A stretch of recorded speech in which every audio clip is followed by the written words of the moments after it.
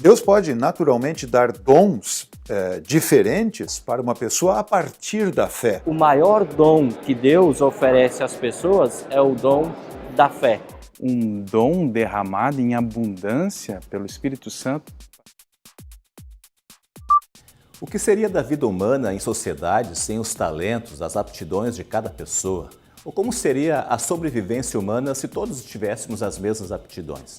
Vivemos numa sociedade onde cada um depende do outro, conforme as capacidades de cada um. Dependemos do mecânico, do médico, do padeiro, do agricultor e de uma infinidade de pessoas que sabem fazer aquilo que eu não sei fazer. Estamos falando dos talentos. Talento é uma moeda de ouro usada no Império Romano do tempo bíblico. Ela tem este outro significado devido a uma parábola contada por Jesus. Na parábola, um patrão entrega a 3 servos, respectivamente, 5 talentos, 2 talentos e 1 talento.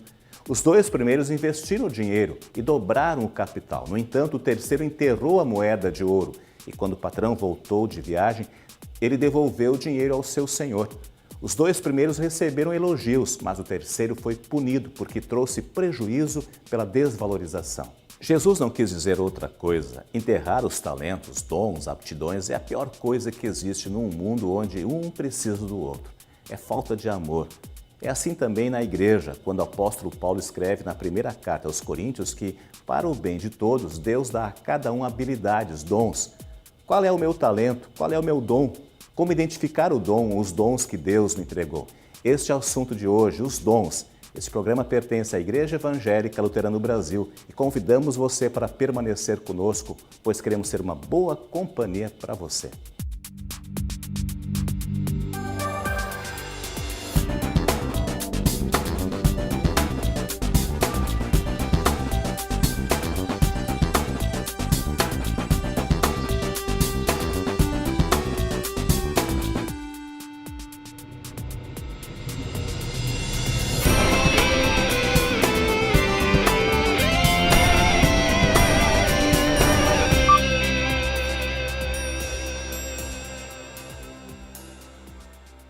Existe no mundo hoje mais de 7 bilhões de pessoas. E acredite, cada uma dessas pessoas recebe um dom de Deus. Mas o que é dom? Como identificá-lo? É uma capacidade que as pessoas têm numa determinada área de absorver e de aprender com mais rapidez determinada competência. Tá? Então, e isso tem em todas as áreas do conhecimento, ao meu ver. Por exemplo, existem pessoas que têm uma facilidade para exatas, mas todo mundo pode desenvolver. Mas essa pessoa que tem essa capacidade mais exacerbada, ela vai mais rápido. Mas a ênfase maior está no fato de que dons sempre são dádiva. Existem várias palavras no Novo Testamento para dom. E uma delas, por exemplo, que é a mais utilizada, carisma, ela vem de uma outra palavra grega, charis, que significa graça. Então, charisma, dons, são frutos da graça de Deus. É um dom dado por Deus, é uma coisa nata, né? É uma coisa nata e a gente precisa aprender a perceber e a conduzir esses dons, essas habilidades que estão distribuídos assim de uma forma em abundância em toda a nossa igreja, em toda a sociedade. Há diferentes tipos de dons. Existem outras palavras também, por exemplo, uma palavra traduzida por presente. Ela é, em alguns lugares, usada para se referir a dons que Deus dá. Tá? Uma outra palavra ainda que o Novo Testamento utiliza, pneumatikon, tem a ver com pneuma, espírito, é algo que o Espírito Santo dá. No entanto, em nenhum lugar no Novo Testamento há uma preocupação em distinguir entre eles, em fazer uma classificação sistemática dos dons. Tá? Então a grande ênfase está nessa, Deus dá, Deus concede para os filhos dele dons. E esses são de diversos tipos. Deus estimula e incentiva e às vezes até nos usa de maneira que a gente nem percebe, né? Esse é o propósito da igreja, de ser sal e luz, de testemunhar com os dons que cada um tem. Seja ele a capacidade que a gente desenvolveu, aquele dom, aquela capacidade inata que a gente tem, ou uma habilidade que a gente se esforçou para adquirir. Ou seja, testemunhar através das competências e habilidades que a gente tem, ou seja, os dons, de todas as formas possíveis. Esta é a essência da igreja cristã, é testemunhar com aquilo que a gente tem e com aquilo que a gente é. Então, nesse sentido, se a gente olha para o Novo Testamento, dom envolve uma série de coisas. Coisas extraordinárias, em alguns momentos, sim. Algumas coisas mais corriqueiras, que a gente talvez hoje chamaria de habilidades, de capacidades, de talentos. O Novo Testamento não faz distinção. E até mesmo ofícios. Por exemplo, ser pastor, ser um profeta, ser um apóstolo, como eram os apóstolos, é chamado de dom que Cristo deu à igreja. Deus, ele deseja que nós usemos todos os nossos dons para o trabalho de Deus.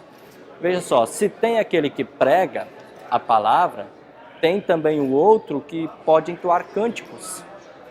Se tem aquele que entoa cânticos e tem o que prega, temos também aquela pessoa que faz a ornamentação. Além disso também, nós podemos falar assim, tem pessoas que têm o seu dom, mas esse dom não é tão bem usado dentro da igreja, mas ele pode ser muito bem usado fora da igreja. No momento do batismo, recebemos o nosso maior dom, a fé. E é com essa fé que vamos saber administrar os dons e talentos que Deus nos dá. O maior dom que Deus oferece às pessoas é o dom da fé. E a fé, nós sabemos, ela vem pela proclamação do Evangelho. Agora, claro, a gente não pode criar um outro problema. O problema de dizer, então, quem proclama o Evangelho tem um melhor dom que o outro? Não. Todos os dons, eles são importantes. As pessoas precisam saber que eu recebi na igreja, através do sacramento do batismo, um dom muito importante, o dom da fé. Mas esse dom da fé é muito importante e necessário para a minha salvação? É. Mas esse dom da fé é muito importante e necessário para que outras pessoas conheçam aquilo que eu conheço tão bem, o Senhor e Salvador Jesus Cristo. Nessa ação de Deus, que é uma dádiva, por isso é chamado de dom, aquilo que ele realiza para o progresso da pregação da sua palavra. A proclamação da sua palavra, ela é servida pelos dons que Deus dá. E nesse sentido, o povo de Deus é edificado e é preparado para ser um povo que está aqui no mundo para ser um testemunho a todos os povos. Eu entendo que Deus sempre merece o nosso melhor, né? E Ele sabe, Ele lê o nosso coração, Ele lê a nossa mente, Ele sabe o quanto a gente está se esforçando ou não. Deus pode naturalmente dar dons diferentes para uma pessoa a partir da fé. Alguém que veio a ser cristão ao longo da sua vida, é evidente que Deus pode lhe dar um dom que ele não tinha naturalmente. Mas de qualquer maneira será um dom. O que é importante é que Deus nos dá dons, nos dá capacidades, nos dá habilidades e nos coloca num lugar. Aqui entra um conceito importante que a Escritura, e particularmente o Novo Testamento traz, que é o conceito de vocação. Deus nos coloca num lugar e nos vocaciona. É sempre importante lembrar que vocação significa, em última análise, chamado. Vocacionar alguém é chamar alguém para atuar num determinado lugar. Imaginem essa igreja lotada de pessoas e cada uma falando de uma língua diferente. Como conseguir se comunicar com essas pessoas? Isso aconteceu, está na Bíblia, em Atos, e a gente pode perceber a presença do dom divino nesse momento. Bom, nesse momento de Atos, eu compreendo que aconteceu um grande milagre. Um milagre, foi um dom derramado em abundância pelo Espírito Santo para aqueles discípulos onde eles não tinham um background de conhecimento, eram pessoas simples, pescadores. Ali foi um milagre visível, né, de um dom de Deus colocado de uma maneira muito impressionante. Ou seja, né, era um monte de pessoas com línguas diferentes, discípulos simples que tinham a fé dentro do coração, que é o maior dom que existe, a fé é o maior dom que existe. Então, assim, de uma hora para outra, eles começaram a falar numa língua que eles não conheciam, nunca tinham estudado. E as pessoas de determinada língua entendiam. Houve, digamos, uma comunicação do Evangelho. Por isso que eu entendo que ali, naquele momento, houve a universalidade do Evangelho. Quando nós lemos o livro de Atos, a primeira coisa que chama a atenção é que o Evangelho agora, já que Deus havia enviado o Espírito Santo, o Evangelho agora seria espalhado para todas as pessoas do mundo. E era uma ocasião muito importante entre o povo, porque haviam pessoas de várias localidades que ali estavam reunidas. E cada um dos discípulos, então, passaram a falar na língua que aquelas pessoas, então, entendiam. Mas muitas pessoas acabam fazendo confusão desse texto de Atos e complicando a vida até mesmo de pastores, colocando interpretações que, na verdade, não estão presentes no texto. Porque se nós formos olhar toda a história do livro de Atos, nós vamos ver aí em questão de 30 anos de história, poucos momentos nós temos o relato dos dons de línguas. Tanto que quando o apóstolo Paulo escreve a sua primeira carta aos Coríntios, falando sobre esse tema dos dons de línguas, que era um grande problema na comunidade daquela época, ele então inverte a ordem e coloca o dom de línguas no final da lista e em cima, no topo, quando ao falar de dons, ele coloca o dom de proclamar o Evangelho. Que houve uma universalidade do Evangelho, né? Da igreja cristã, começou ali no Pentecostes. E foi um milagre, foi um dom especial e visível de Deus naquele momento e naquele contexto. E aqui nós vemos então a atuação do Espírito Santo. O Espírito Santo ele age na igreja, já no Antigo Testamento, nem sempre de uma maneira extraordinária, que chama atenção por ser pomposo. Às vezes ele atua, e eu até diria, normalmente ele atua, nas coisas corriqueiras do dia a dia. Nós desenvolvemos os nossos dons na medida em que nós seguimos o chamado que Deus nos deu, a vocação que Deus nos deu, o lugar em que Ele nos colocou na sociedade. Nós não precisamos sair procurando por aí oportunidades, elas estão na nossa frente, ali onde Deus nos colocou. O que Paulo está querendo dizer naquele texto? Eu vou dar um exemplo simples. O seguinte, ele diz assim, temos vários dons. O amor é o óculos pelo qual você vê o dom do outro como importante e que faz então a grande diferença dentro da igreja. Uma coisa muito interessante é o que o apóstolo Paulo faz no livro aos Coríntios, primeira carta aos Coríntios, quando no capítulo 12 ele fala de diversos dons que ele dá à igreja.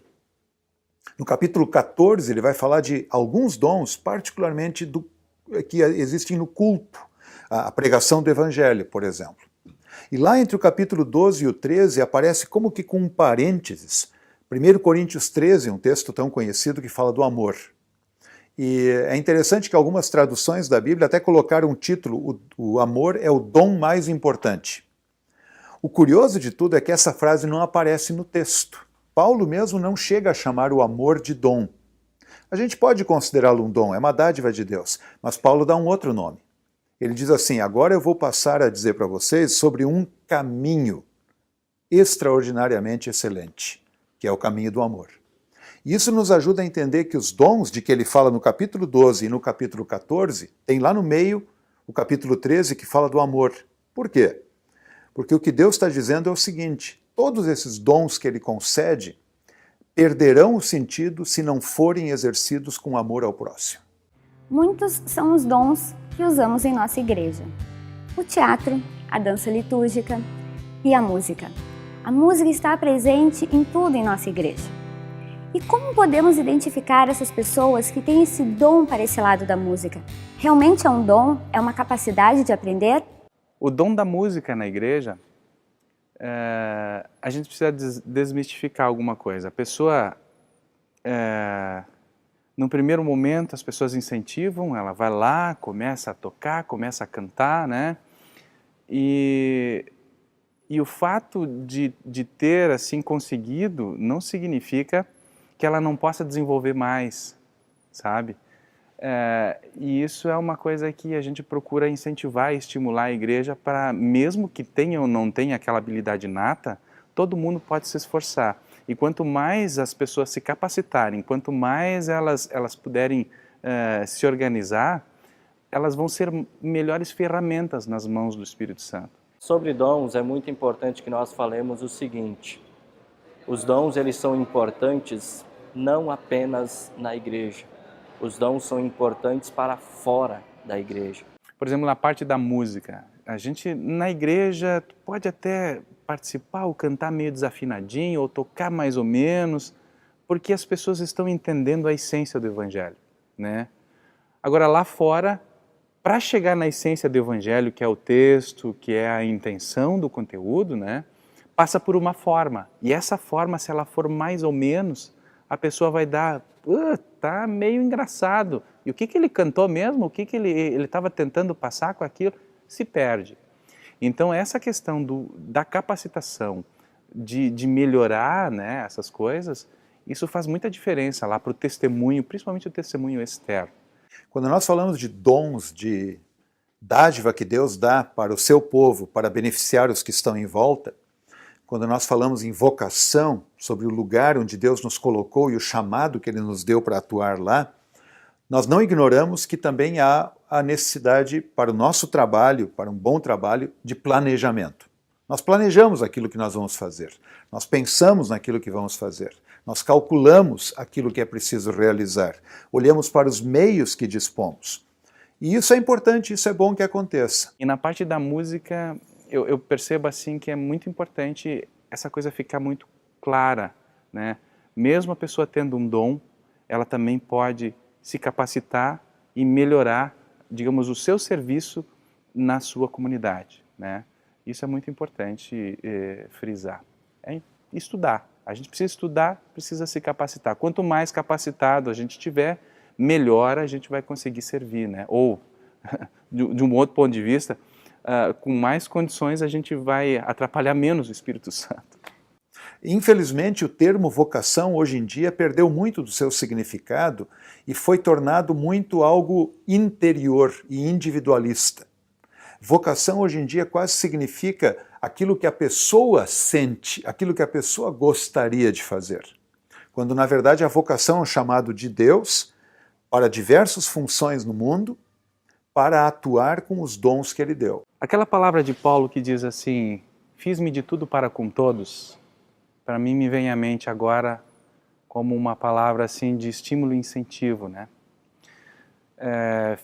Fiz-me de tudo para com todos é meio que se esvair das minhas preferências. É pensar mais no outro do que propriamente em mim. Então talvez determinado jeito, determinado estilo, determinado tipo de coisa faz bem para mim, mas talvez não é o mais adequado para determinada pessoa, ou determinado povo, ou determinada situação. Então esse fiz-me de todo para com todos é um esvair-se, talvez de mim mesmo, para levar o Evangelho para uma outra pessoa. E isso passa por uma capacitação, por uma sensibilidade, por um amor de coração que só vem de Deus, só vem da fé, só vem do Espírito Santo. O apóstolo Pedro, na sua primeira carta, escreve: sejam bons administradores dos diferentes dons que receberam de Deus, que cada um use o seu próprio dom para o bem dos outros. Depois de citar vários tipos de aptidões que são presentes de Deus, o apóstolo observa: façam assim para que em tudo Deus seja louvado por meio de Jesus Cristo. Este é o grande propósito de Deus conceder a cada um de nós dons e talentos, para o bem do próximo e para a glória de Deus.